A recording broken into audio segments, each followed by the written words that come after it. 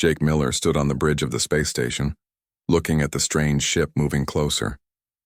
He had been a commander for 10 years, but nothing had prepared him for this moment. The alien vessel had appeared 3 days ago, and now it was coming to meet them. His heart beat faster as he watched the ship's lights blink in patterns he did not understand. Emma Rodriguez sat at her station, her fingers moving quickly over the controls. She was the best communication officer on the station, and right now, her job was more important than ever. The aliens had sent messages in every language humans spoke. Their translator was perfect, which made Emma nervous. How could they know so much about Earth already? Jake gave the order to let the aliens dock.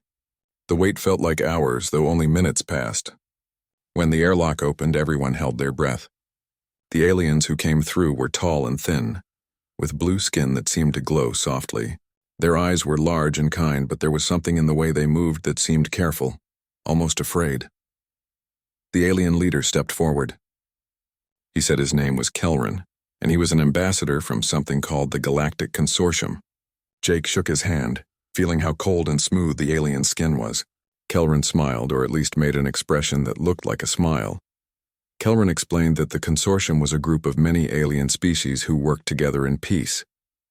They had been watching Earth for a long time, waiting for the right moment to make contact. Now they wanted to invite humans to join them, to become part of something bigger than one small planet. Philip Grant, the station's science officer, could barely contain his excitement. He asked question after question about alien technology, alien worlds, and alien life. Kelrin answered patiently, describing a galaxy full of peaceful civilizations working together. It sounded like a dream come true, but Jake noticed something odd. The aliens seemed nervous around humans. They smiled and talked about peace, but their eyes kept darting around as if they were watching for danger. When Sophie Blake, the security officer, asked about their procedures, Kelrin hesitated before answering. The ambassador explained that before any species could join the consortium, they had to be scanned. It was standard procedure, Kelrin said. They needed to know about Earth's resources, population, and weapons.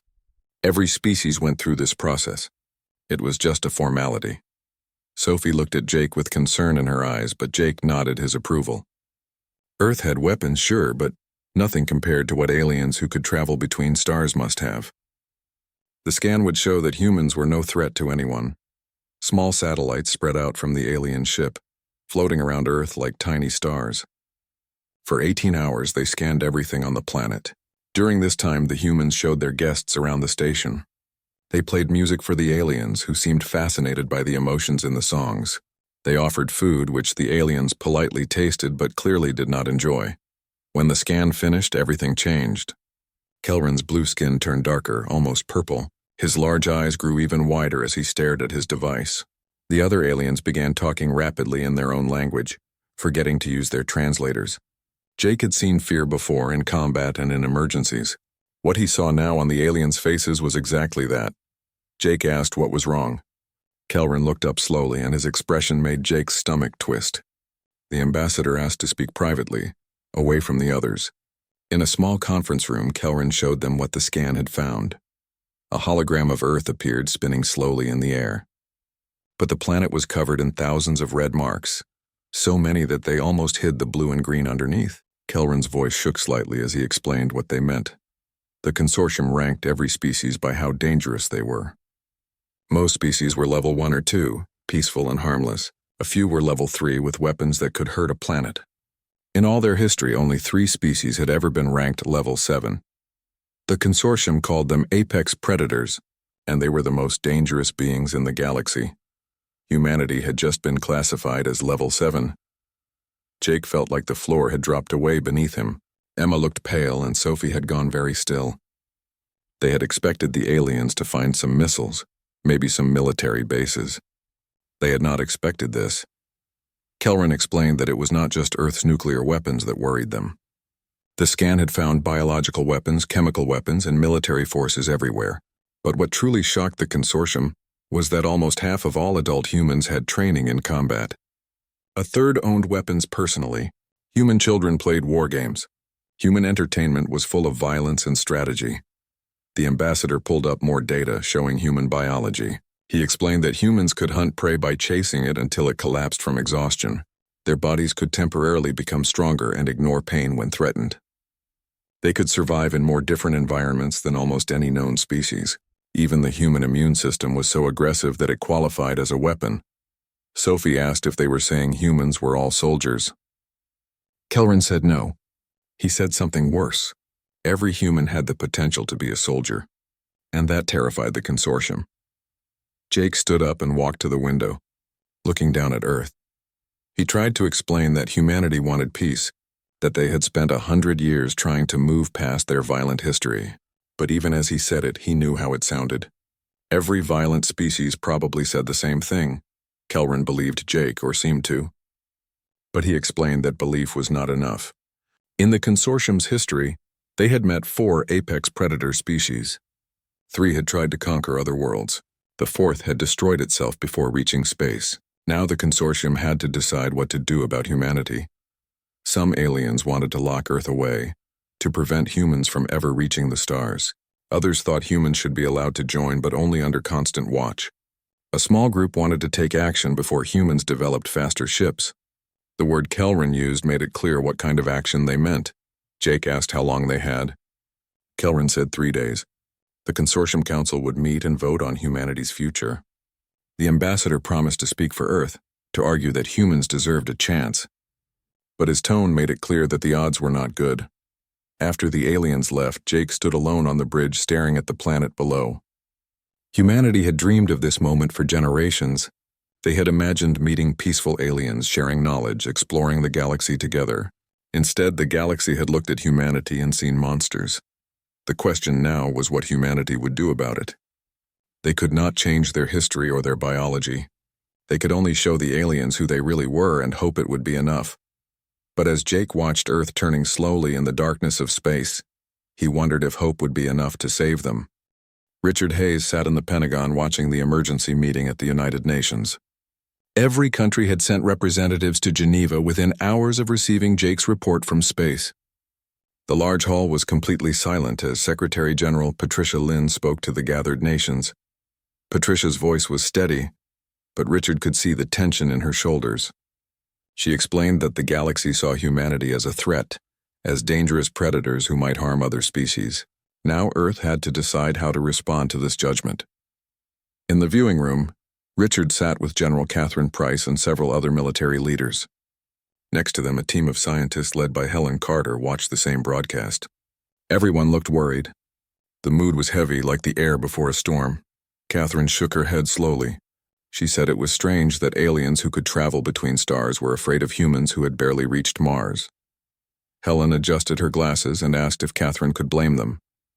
She pointed out Earth's history of wars, violence, and near destruction. If humans discovered another species with such a violent past, would they trust them? Richard wanted to argue, but Helen had a point. Earth's history was written in blood. Even if humans had become more peaceful in recent years, the scars of the past were still visible. The screen changed to show Ambassador Kelrin speaking from his ship. The image was clearer than any human technology could produce. Kelrin said he wanted to be honest with humanity because trust required transparency. He explained that in one day the Consortium Council would meet to vote on Earth's future. The hologram behind Kelrin showed a massive space station, bigger than anything humans had ever built. Thousands of ships surrounded it, each one representing a different alien species. Kelrin called it the Council Chamber, where 247 species would decide what to do about humanity. Kelrin explained the 3 options. First, quarantine Earth forever, keeping humans trapped in their solar system. Second, allow humans to join but under permanent military supervision. Third, something called a threat reduction protocol. The way Kelrin described it made Helen's blood run cold. It meant preventing humanity from advancing their technology, keeping them primitive forever. Across Earth, billions of people watched in horror. The dream of joining a galactic community was becoming a nightmare. In Tokyo, the Prime Minister called emergency meetings. In Moscow, the President gathered scientists to study every piece of information about the aliens. In Beijing, military leaders discussed options. Every nation scrambled to understand what was happening and what it meant for their future. Back in Geneva, the debate grew heated.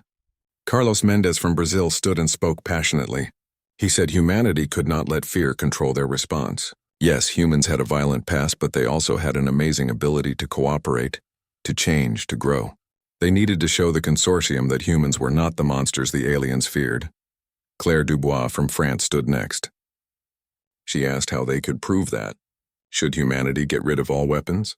That would leave them defenseless against aliens who might decide humans were too dangerous to live. Her voice was sharp with frustration.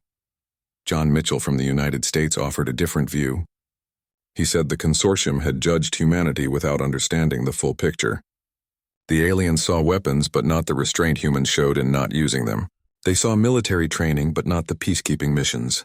They judged humans by their capacity for violence without considering their choice to pursue peace instead. Meanwhile, Jake had returned to Earth for urgent consultations.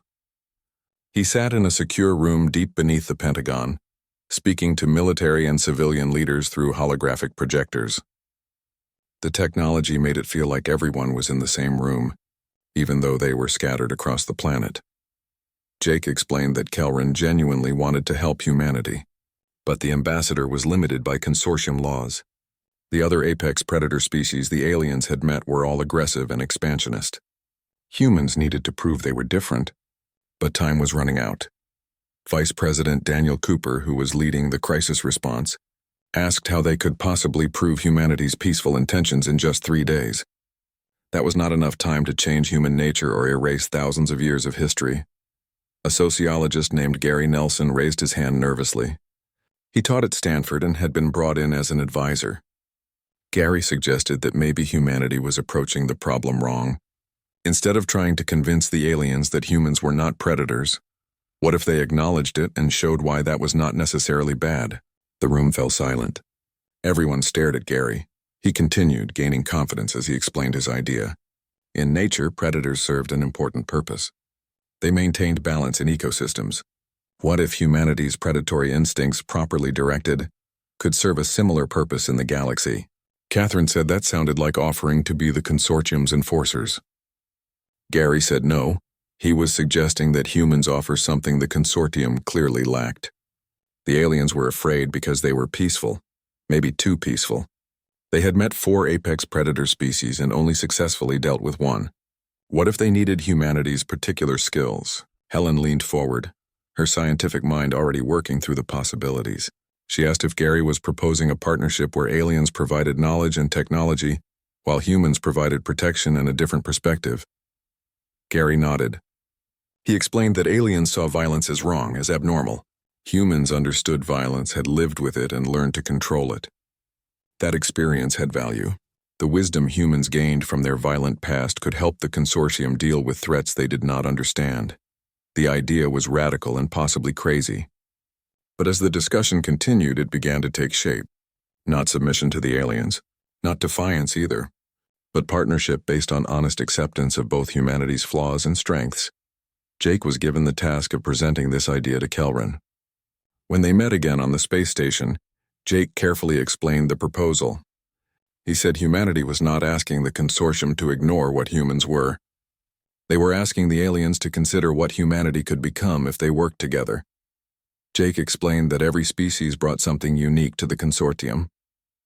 Humanity brought understanding of conflict, military strategy, and the hard-earned wisdom of a species that had almost destroyed itself, but chose a different path. He showed Kelrin examples of human achievements: the United Nations Global Disaster Response, international cooperation, and scientific collaboration. Kelrin listened carefully, his blue skin shifting through different shades as he processed the information. Finally, he said this was unprecedented. Jake was asking the Council to view humanity's predatory nature as something useful instead of threatening. Jake corrected him gently. He was asking them to see the complete picture. Yes, humans were capable of great violence, but they were also capable of great compassion. Humans had spent the last century building systems to prevent war. They had created art and music exploring deep emotions. They had developed philosophies centered on peace and cooperation. Kelrin was quiet for a long time. Then he said he would present the proposal to the Council. But he warned Jake that words would not be enough. The Council would want proof that humanity could be trusted.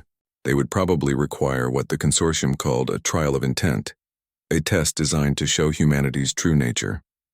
Jake asked what the trial would involve.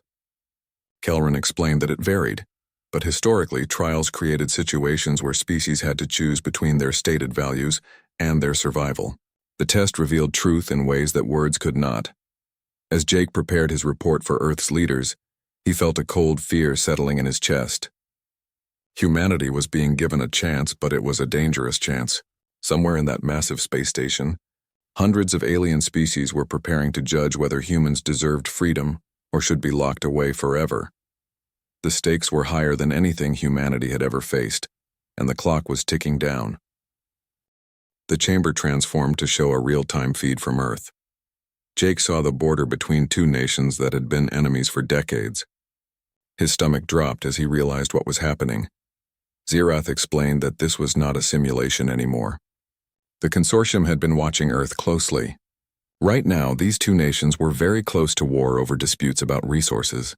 Their intelligence suggested fighting would begin within hours.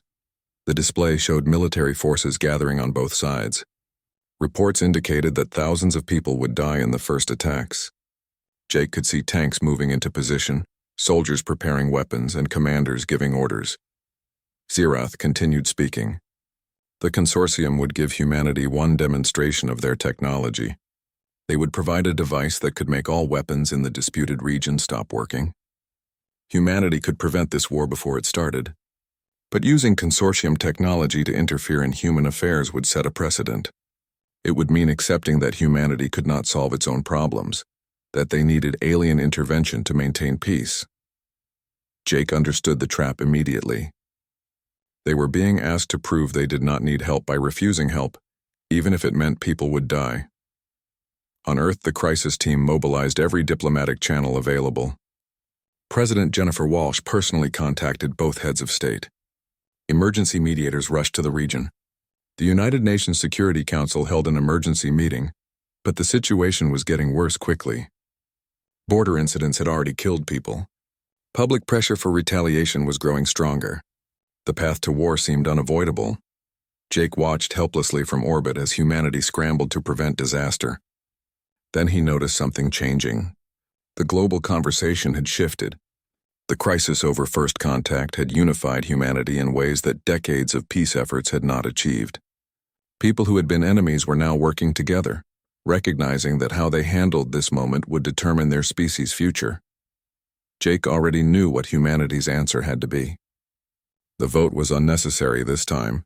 He spoke to the council, his voice steady despite his fear. Humanity refused the device. Not because they did not want to save lives, but because accepting it would be a lie. Humans had not solved all their problems.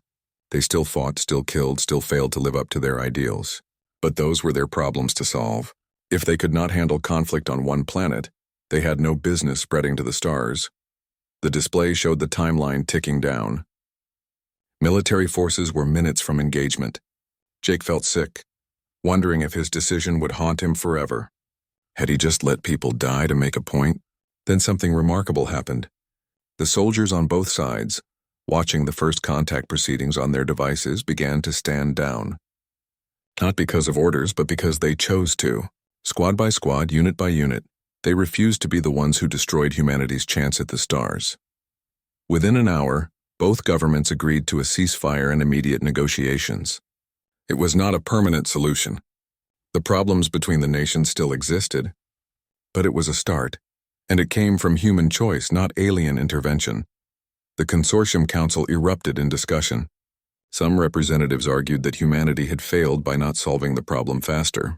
Others insisted that humanity's messy, imperfect solution was more impressive than any quick fix would have been. Quinn addressed the chamber, their glowing form pulsing with light. They said the consortium had been asking the wrong question. They had been trying to determine if humanity was safe. But perhaps the better question was whether the consortium was ready for humanity. Thorne responded, the former critic now thoughtful. Thorne said Quinn spoke wisdom. The consortium had become comfortable, perhaps too comfortable. They avoided conflict so completely that they had forgotten how to handle it. This apex predator species, with all its flaws, might be exactly what the consortium needed. Xerath let the discussion continue for another hour before calling for order. The arbiter announced that the trial was complete. The Council would now vote on humanity's petition for membership. The voting process was painfully slow. Each of the 247 species cast their decision, with their reasons recorded for history. Jake stood rigid, barely breathing as the numbers climbed. Finally, Xerath announced the results. By a vote of 183 in favor, 52 opposed, and 12 abstaining, humanity's petition for consortium membership was approved. Jake's knees nearly gave out with relief. But Xerath was not finished speaking.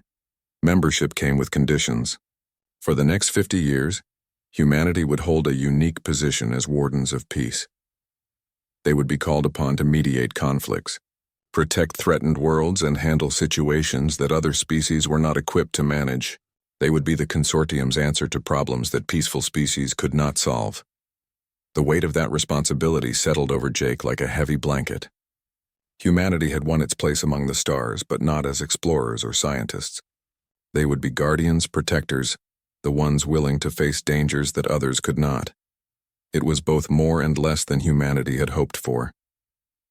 6 months after the Council vote, Jake stood in the newly built Earth Embassy on the Consortium station.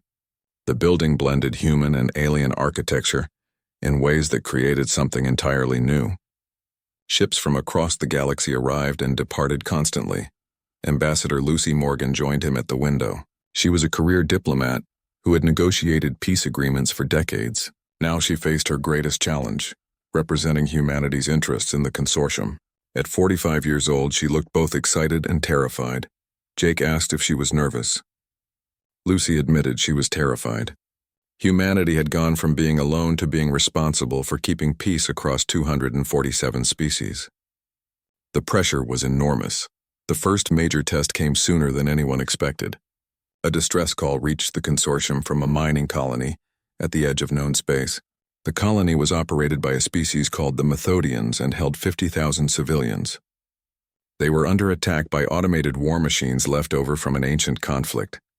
The Methodians were a peaceful species with no military capability. Their colony was being destroyed, and they were too far from any consortium military help. But the human frigate Liberty, commanded by Captain Nicole Foster, was nearby conducting training exercises. The ship was one of 3 that the consortium had given limited faster-than-light capability for emergency response. Lieutenant Chris Walker reported the distress call. The colony's defenses were failing. They had maybe 6 hours before the machines overwhelmed their last shelters. Nicole did not hesitate. She ordered the ship to set course for the colony at maximum speed and requested a tactical analysis of the war machines. As the Liberty raced toward the crisis, Nicole contacted Lucy for authorization. The consortium charter required approval for any military action. Lucy consulted with the emergency council that had been established for such situations. It included representatives from various consortium species, but humanity held a deciding vote in matters of direct intervention. Lucy gave authorization, but reminded Nicole that they were being watched. How humanity handled this would set precedents. The Liberty arrived to find a nightmare. The war machines were sophisticated, adaptive, and relentless. They had been designed centuries ago by a civilization that had destroyed itself. Now they mindlessly followed their last orders, eliminating all biological life in the sector. Nicole studied the tactical display carefully. The machines were efficient, but they followed predictable patterns. They had been designed to fight an enemy that no longer existed, which meant they had weaknesses that could be exploited. She announced she had a plan, but it would require precision and creative thinking. Over the next 4 hours, the Liberty engaged in a careful dance with the war machines. Rather than trying to destroy them all, which would have been impossible with one ship, Nicole used human understanding of military tactics to manipulate them.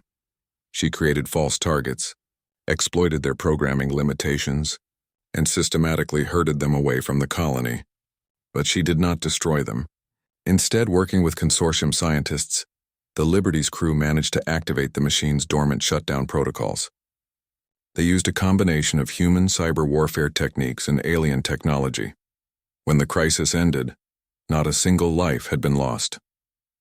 The ancient war machines were preserved for study rather than destruction. The consortium response was immediate and overwhelming. Messages of gratitude flooded in from the Methodians. But more importantly, a dozen other species facing similar threats requested human assistance. Back on Earth, the success was celebrated, but it also sparked debate. In Geneva, Senator Frank Morrison argued that humanity was becoming exactly what the aliens wanted. Enforcers and military assets Helen Carter, now serving as chief liaison between Earth scientists and consortium researchers, disagreed. She said there was a difference between being asked to help and being forced to serve. President Jennifer Walsh mediated the discussion. The question was not whether humanity would help, but how they would help without losing who they were. A framework began to emerge. Humanity would respond to threats, but always with the goal of minimum force and maximum preservation of life. The council chamber took Jake's breath away. The room was a perfect sphere, stretching hundreds of meters in every direction. Representatives from each alien species floated on platforms arranged in rings around the center. Jake stood on a small platform next to Kelrin, suddenly aware that he was the only human among thousands of aliens.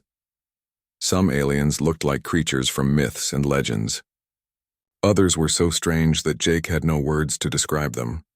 The sheer diversity was overwhelming, and every single one of them was watching him, judging his species. The council arbiter was named Zirath. They looked like living crystal, catching and reflecting light in beautiful patterns. When Zirath spoke, their voice sounded like wind chimes, musical and clear. Zirath announced that the council had gathered to discuss humanity. Kelrin had presented an unusual proposal to accept an apex predator species based on potential instead of proven peaceful behavior. Now the council had to decide. For an hour, Jake listened as aliens debated his species' fate. Some spoke in favor of giving humanity a chance. Others called for immediate quarantine, saying it was too dangerous to let aggressive species have access to faster-than-light travel.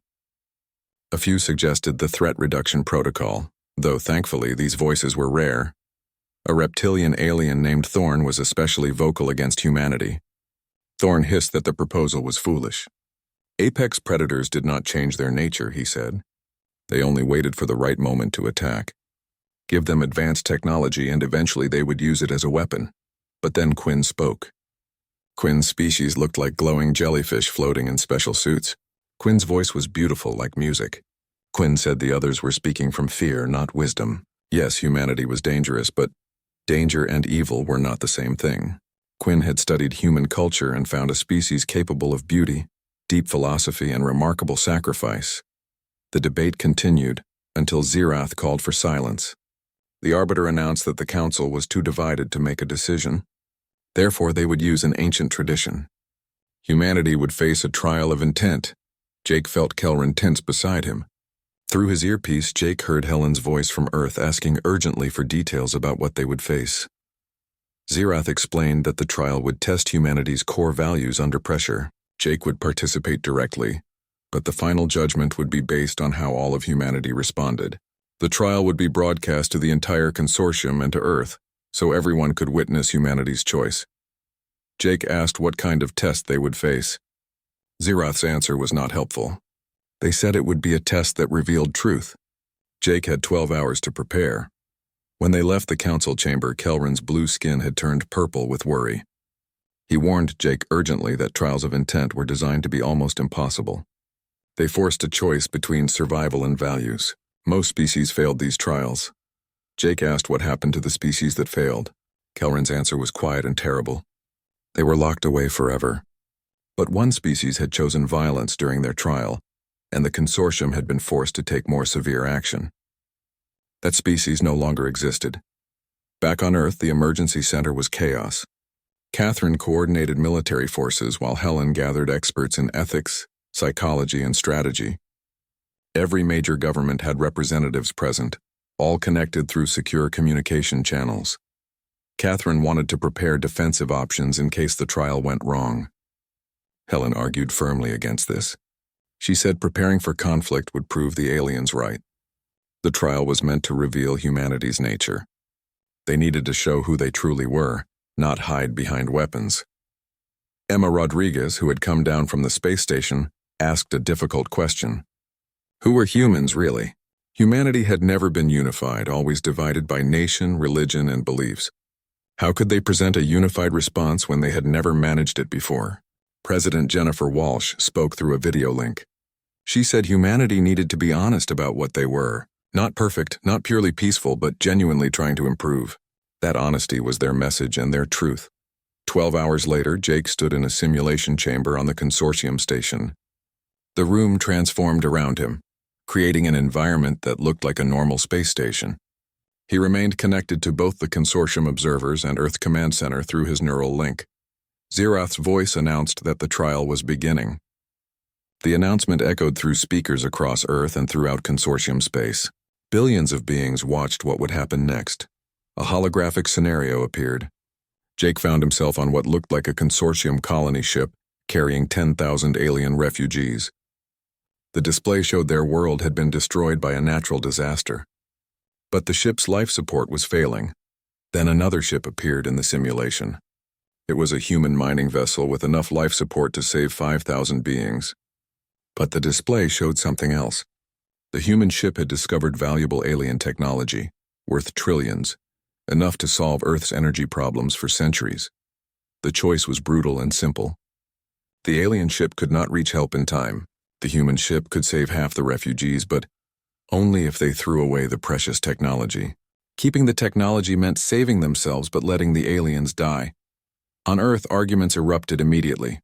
Some leaders argued for saving the aliens at any cost. Others insisted humanity's needs came first, that they could not sacrifice their own future for strangers. In the Pentagon Center, the debate was equally fierce. Catherine said they could not make this decision in time. The scenario gave them only 30 minutes. Jake needed direction. Helen disagreed. She said Jake needed to see what humanity chose.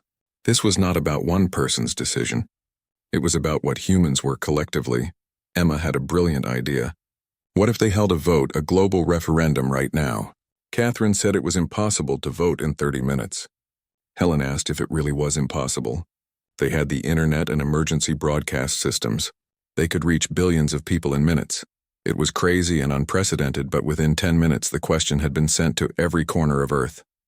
Save the alien refugees or keep the technology? People voted on their phones and computers. The results showed in real time, visible to everyone including the Consortium Council. Jake watched the numbers climb. 60% chose to save the aliens, then 70%. The number settled around 73% in favor of saving lives over keeping the technology. But something unexpected happened. The 27% who voted to keep the technology began explaining their reasons. They were not arguing from selfishness. They talked about responsibility to their own families and their own survival. They acknowledged the moral difficulty but argued that humanity had to secure its future first. It was messy and contentious, but it was completely honest.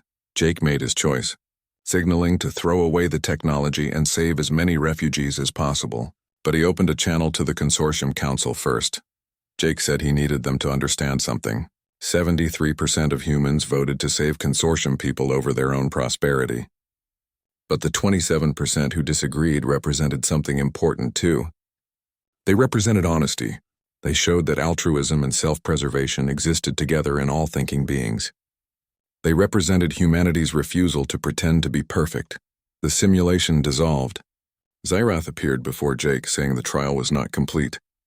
The chamber transformed again, and this new scenario was worse than the first. Jake found himself on the bridge of an advanced human warship.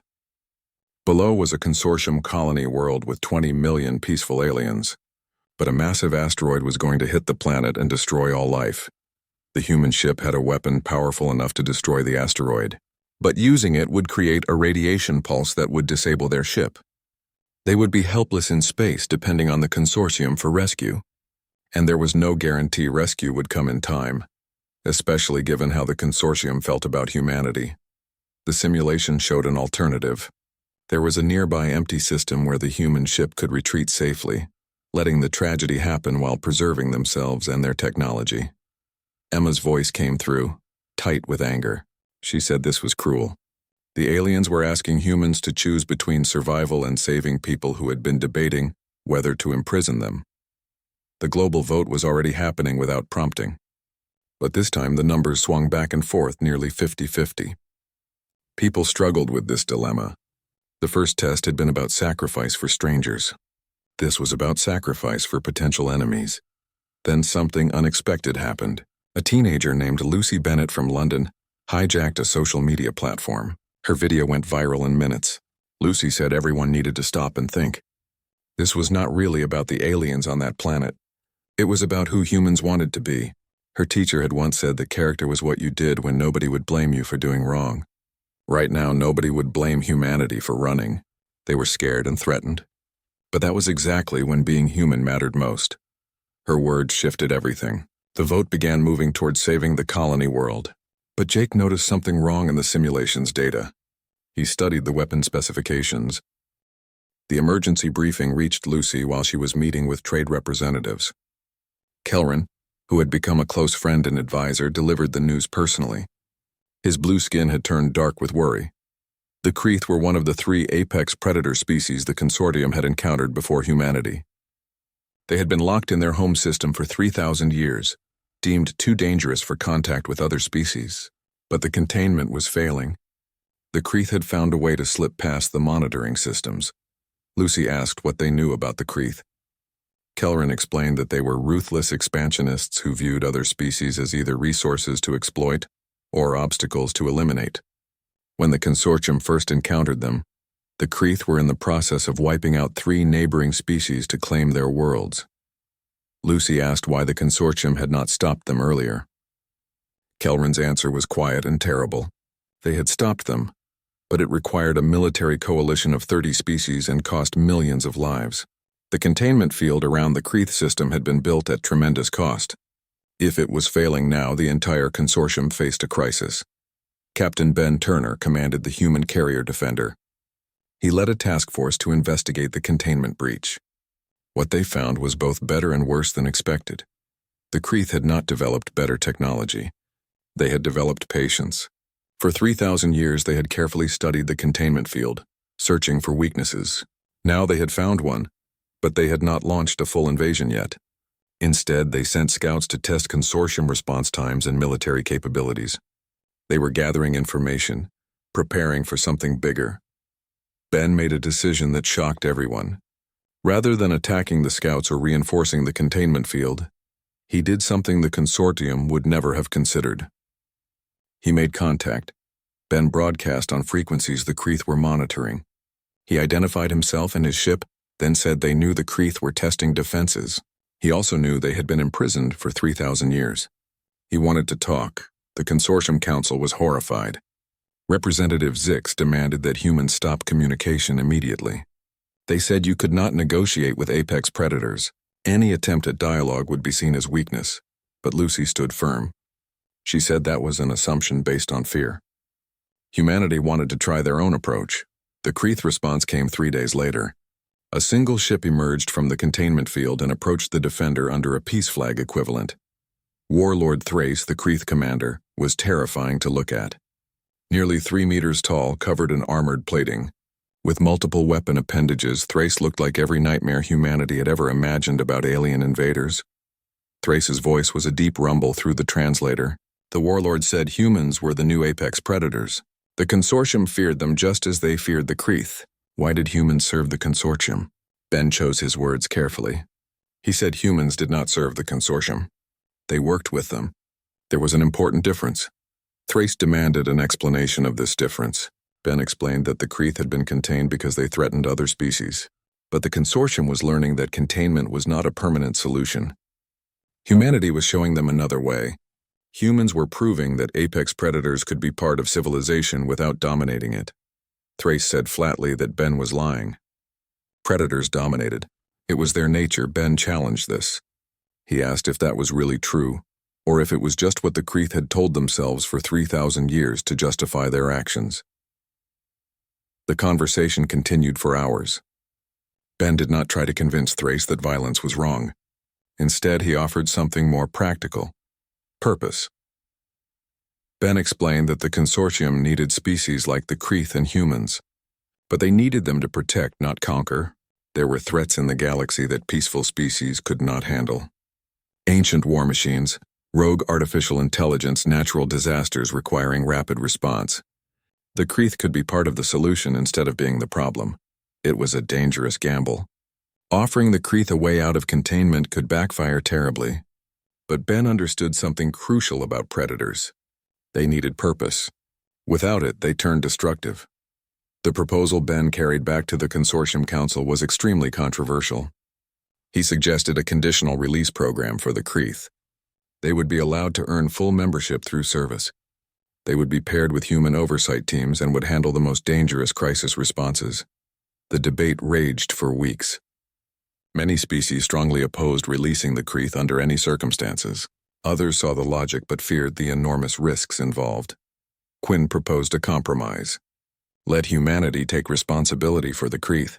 If the apex predators believed they could reform another apex predator species, let them prove it. But any failure would fall on humanity's shoulders. The weight of that responsibility was crushing. If the Kreeth betrayed the trust, it would not just mean disaster for the consortium. It would mean the end of humanity's special status and possibly their membership entirely. President Jennifer Walsh addressed the United Nations in an emergency session. She explained that humanity was being asked to stake their future on the belief that even the most violent species could change. That was terrifying. But was it not exactly what the consortium had done for humans? The vote on Earth was close, but ultimately humanity agreed to accept the responsibility. The compact between humans and Kreeth was signed aboard the Defender, with both Ben Turner and Warlord Thrace as primary signatories. The first joint operation came soon after. A research station studying a collapsing star became trapped when the star went supernova earlier than predicted. The rescue required navigating intense radiation, gravitational chaos, and time pressure that made the mission nearly suicidal. A joint human-Kreeth task force launched immediately. The humans provided tactical planning and adaptive strategy. The Kreeth provided raw power and resilience to conditions that would kill most species. Together, they extracted all 743 researchers with only minutes to spare. As the rescued scientists came aboard the ships, something remarkable happened. Many of them were from species that had lost millions to Kreeth aggression millennia ago. But the Kreeth warriors stood at attention as the survivors passed, a gesture of respect and acknowledgement. Warlord Thrace approached Ben after the mission. The Kreeth commander admitted that Ben had been right. This was better than conquest. There was honor in protecting the weak rather than dominating them. Ben replied that it was a start. The Kreeth had 3,000 years of violent history to overcome. One rescue mission did not erase that, Thrace agreed. But it was a beginning. 1 year after first contact, Lucy stood before the full consortium assembly to present humanity's annual report. The chamber was filled with representatives from every species. Lucy began by acknowledging that humanity had been classified as apex predators. They had been called dangerous and violent, a threat to galactic peace. All of that was true, but it was incomplete. Humanity was also compassionate, creative, and capable of change. This year they had tried to prove that predatory instincts could serve rather than destroy. She presented the results. 17 major crisis responses, 43 species directly assisted, 0 civilian casualties from human military actions, the integration program with the Kreeth showing promising results. But Lucy said numbers did not tell the whole story. The real success was that the consortium was changing too. They were learning that peace did not mean the absence of strength. It meant having strength and choosing not to abuse it. She looked around the chamber at hundreds of alien faces. Humanity did not ask to be seen as perfect. They asked to be seen as trying. And they asked that other species, even those the consortium feared most, be given the same chance humanity had received. The response was thunderous. Not everyone agreed. There were still skeptics and critics. But the approval was overwhelming. Back on Earth, people watched the broadcast with pride mixed with understanding. Humanity had earned its place among the stars, but that place came with responsibility. They were no longer alone, and they were no longer just another species. They were the apex predators who chose to protect rather than dominate. The violent species who had learned to channel their nature toward preservation instead of destruction. The guardians who stood watch not because they were perfect, but because they understood imperfection. Jake, now promoted to admiral and heading the Human Consortium Joint Defense Initiative, stood in his office on the expanded Earth Embassy. Through the window he watched ships from dozens of species arriving and departing. conducting the business of peaceful civilization. Kelrin joined him at the window. The ambassador asked if Jake ever regretted the burden the consortium had placed on humanity. Jake thought carefully before answering. Sometimes, he admitted, humanity could have had a simpler role, just another member species. Instead, they carried the weight of galactic security. Kelrin sensed there was more. Jake continued, saying maybe humanity needed this burden. For centuries, humans had struggled with their violent nature, trying to suppress it or pretend it did not exist. Now they were learning to channel it, to make it useful. Humans were not peaceful,